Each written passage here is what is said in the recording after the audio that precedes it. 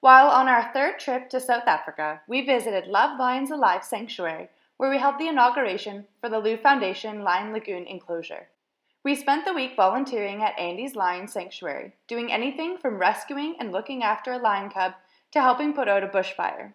We then had the great opportunity to follow a family friend, Glenda Patterson, at 1000 Hills Community Helpers. We visited Fulweenie High School for a third time that we support through Star for Life. We got to see their workshops, sing with the students, and so much more. Stay tuned for some amazing videos from our latest trip to South Africa. Lou Foundation went on our second visit in July to the Love Lions Alive Sanctuary in South Africa that was founded and run by Andy Rive. Andy can be better known as the Lion Queen from her documentary about her project that airs on Animal Planet. She moved to Appen Farm in Swinburne, South Africa in 2015 to be able to create a sanctuary and safe haven for lions. She believes that live lions are more valuable than dead lions. In Africa, lions are being killed at a rapid rate. Since the 1970s, the lion population has dropped from 250,000 to only 20,000 left in all of Africa. Lions are being killed to be used as trophies and for medicinal purposes, as it is believed that their bones give special powers to men. Andy is fighting hard to save the lions, one at a time. Lou Foundation believes in Andy's great work, and this is why we have helped her cause by supporting her with a new lion enclosure. We were proud to hang the Lou Foundation sign on the entrance to the enclosure before the inauguration. There was much preparation work to do, such as clear scrap metal from the enclosure, as the land used to be used as a scrap dump before Andy moved to the Lion Sanctuary. We walked around the Lion Lagoon enclosure with Andy's staff as they were doing a walk around of the enclosure to make sure everything was safe and ready for the lions. So now we're traveling around here in the Lou Foundation Lion Lagoon enclosure, and it's really, really big. The lions will have a beautiful place to live. We could really see that Andy had thought through the placement of everything in the enclosure to make it as realistic as possible to nature for the lions. Before the big day, we also bought and set up the party area with food, party hats, and decorations. Finally, July 13th arrived and we started off the day by darting Mandela and Isibindi, as it would not have been possible to move them to the Lion Lagoon enclosure otherwise. We got to ride on the back of the truck with Andy, her staff, vet, and nurse to find the lions to dart. We were quite excited but also scared. We were surprised when the men jumped out of the back of the truck to go by foot to find the lions. It took some time for them to find the lions as they were hiding between two big rocks. Finally, the vet darted them from the top of the rock, and then everyone worked hard together as a team to get the lions out and up on the back of the truck. It was tough to get the lions out, as a sleeping lion weighs more than 100 kilos. Yuan helped carry the lions onto the back of the truck, while Sophie was asked by the nurse to monitor how deep the first lion was sleeping and to check for signs of waking and breathing, while the nurse helped the others to carry the second lion onto the back of the truck. I'm standing here with the lion who's asleep. It has been showing some signs of awakening, but we give him some more medicine to sleep a little bit longer. They're still trying to get the second brother, and the vet nurse is preparing if this lion here needs some more medicine, and I'm sort of in charge of seeing if it has any awakening signs, and I think this is a little bit scary. While the lions were still sleeping, they were both given a medical checkup and moved to the Lion Lagoon enclosure. They were given an antidote to wake up. Once they were checked and awake, Sophie held a welcome speech and spoke about her passion and engagement she feels towards helping Andy's work. Next, Andy spoke about her dream of saving the lions and giving them a safe lifestyle. She thanked Lou Foundation for believing in her and coming to help. Andy and Sophie cut the Swedish ribbon to the entrance of the Lion Lagoon enclosure and then were led down by the beautiful playing of bagpipes by Andy's father to a special performance of African dancers Andy had organized as a surprise. Everyone celebrated with a South African barbecue called the braai, party hats, and the children all received Lou Foundation teddy bears. Then everyone had great Lou Foundation cake that was made by Andy's daughter Tyga. During our time on the lion sanctuary, Andy got a call that there was a 2-month-old lion cub that needed to be rescued. She asked if we would like to join, and of course we said yes. The person who bred this cub could no longer take care of him.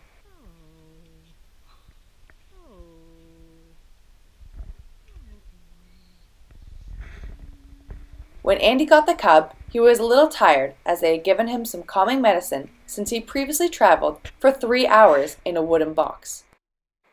Once back at the lion sanctuary, Andy set the cub in the nursery enclosure where she had a tent set up right next to it, as the cub needed to be fed every 4 hours.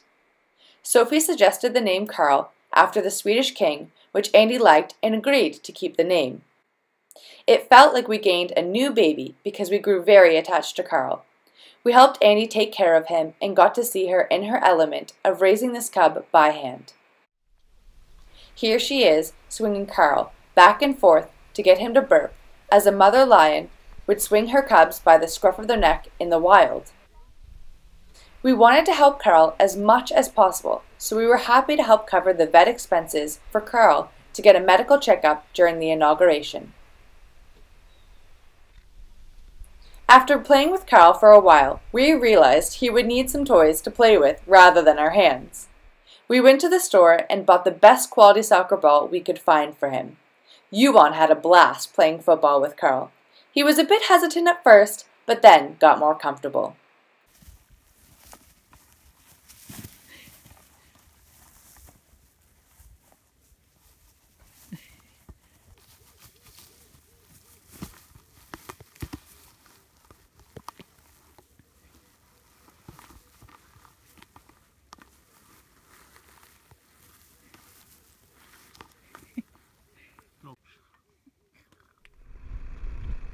While there, we got to take part in many more adventures. One day, there was a bushfire, so Yuan went with Andy's staff to help put it out as it was getting too close to houses and a school. During the same day, Sophie went with Andy as there was a polo club who had asked Andy if she could help him put down 2 old horses that they could not use anymore. They wanted to donate them to her as food for the lions. We are trying to help Andy raise money for a cold freezer room to store food in for the lions, as she does not have one. More information will be available on how you can donate at the end of this film. Before leaving the lion sanctuary, we went out for a celebratory dinner with Andy, her staff, and volunteers. We didn't want to leave the lions out, so Andy said that they really enjoy newly slaughtered chickens. We bought 6 chickens in total, 1 for each lion. Sophie got to throw them over into the enclosure. The lions really enjoyed this tasty treat, and Carl especially enjoyed his 2 chicken legs as he was too small to eat a whole chicken.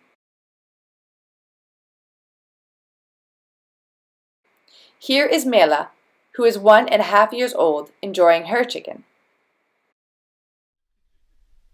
During our last day on the Lion Sanctuary, we had a filmmaker who had flown in from New Zealand from the documentary Lion Queen on Animal Planet to film and follow Andy's work with the lions. He was also interested in our work that we had done on the Lion Sanctuary with Andy. He took footage of us with Andy in front of the Lion Lagoon enclosure. Then we headed up the hill to visit Carl and gather some photos and information about him. We were very honored that Animal Planet wanted our videos and pictures from the trip and that they took the time to film our work at the Lion Sanctuary. It was very sad leaving Andy, her lions, staff, volunteers, and especially baby Carl. Sophie cried for a long time after saying goodbye and leaving the Lion Sanctuary. Although it was sad to leave, we know that all of the lions are in great hands with Andy and her staff. We are very grateful that we could help the Love Lions Alive Sanctuary during our time there, and know that Andy will only continue to care for, provide, and love all of her lions. Please help Lu Foundation reach our goal of raising 40,000 Swedish kroners for a cold freezer room to store food for the lions at Andy Rives Love Lions Alive Sanctuary in South Africa. You can make your donation out to BG 371-7048 or Swish 123-132-3849. Please mark your payment with your name and donation.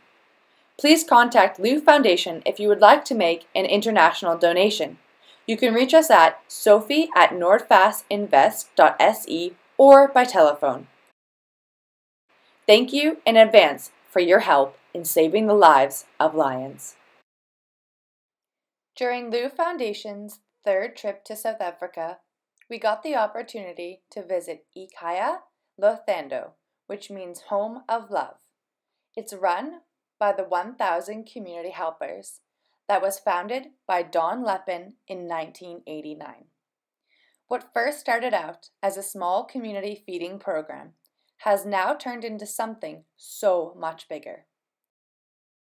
Not only do they feed 1,000 to 3,000 people a day in the valley, they also provide education, infant care, a safe house, and health care, where they even have their own ambulance. Each day of the week, they provide a different service. Our friend Glenda, who gave us a tour, volunteers on Tuesdays teaching the children music, and on Thursdays she helps the doctor at the health clinic as she is a nurse. Glenda told us that many people have day jobs but generously volunteer their spare time to work in the kitchen or help with other community services that they provide. After our tour, we went to the baby room to hand out the Lu Foundation teddy bears.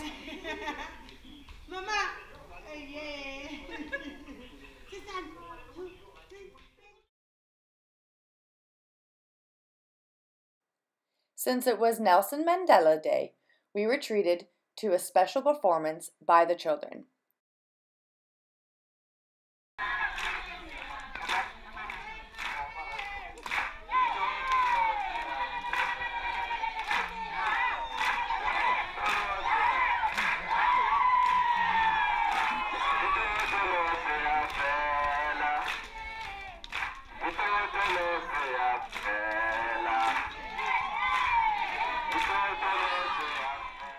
As well to some songs Glenda had organized with the children.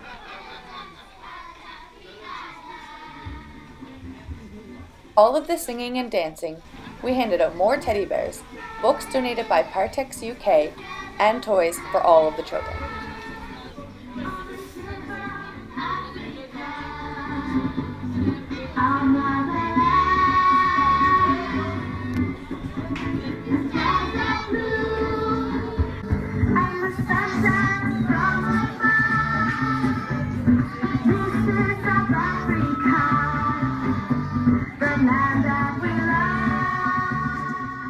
They were very excited and happy to get them, and we were thrilled to give them out.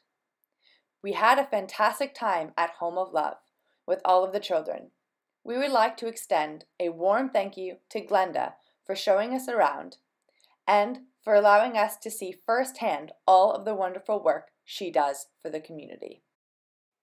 We were very impressed by Home of Love's cleanliness, organization, ongoing dedication, and love for their community, and feel very grateful to be able to see all of the wonderful work they do in the valley. We visited Folwini High School for a third time that we support through Star for Life.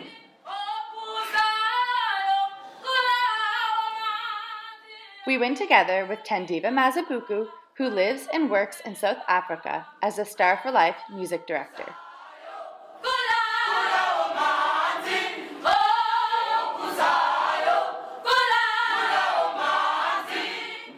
Star for Life's goal at Folwini High School is to motivate the students to value learning, gain the knowledge and skills they need for productive work and live a healthy and meaningful life. Through their program, they hope to reduce the spread of HIV/AIDS, increase the students' self-esteem, and allow the students to realize their dreams. You need to think about ways, how can you make the school better, especially because you are representing the girls. We were happy to sit in on a workshop that Boozy, a Star for Life coach, was holding for the students. The workshop allowed for the students and Boozy to have an open debate and discussion surrounding the topics of sex, health, and consequences of their actions.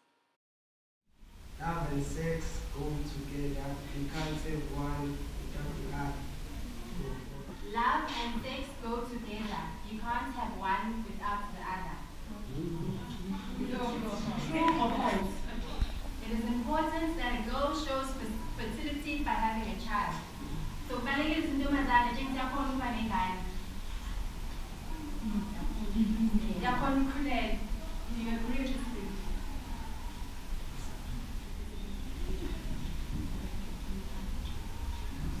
She thinks it's true because there are a lot of girls who are getting pregnant because they want the money.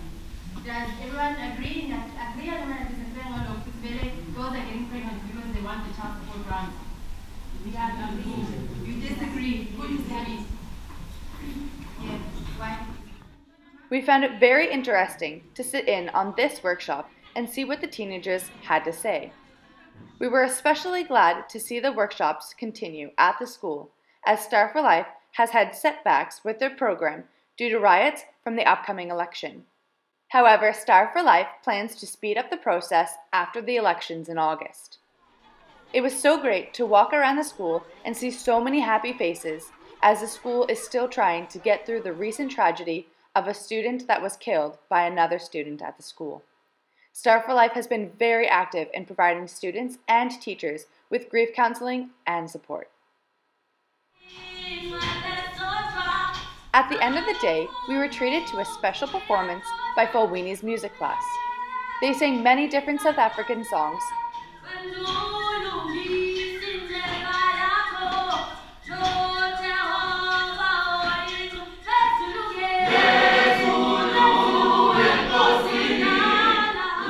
We really enjoyed joining in on the singing and dancing with the students.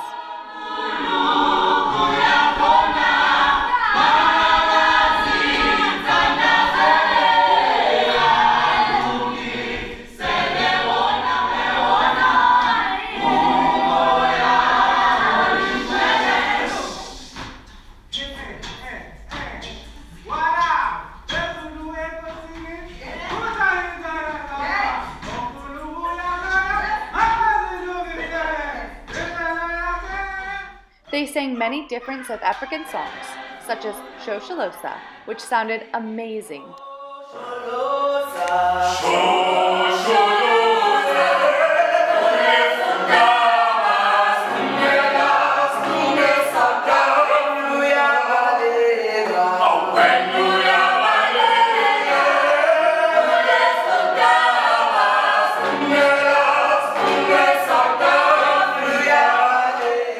It was so touching to see all of the students sing with such passion.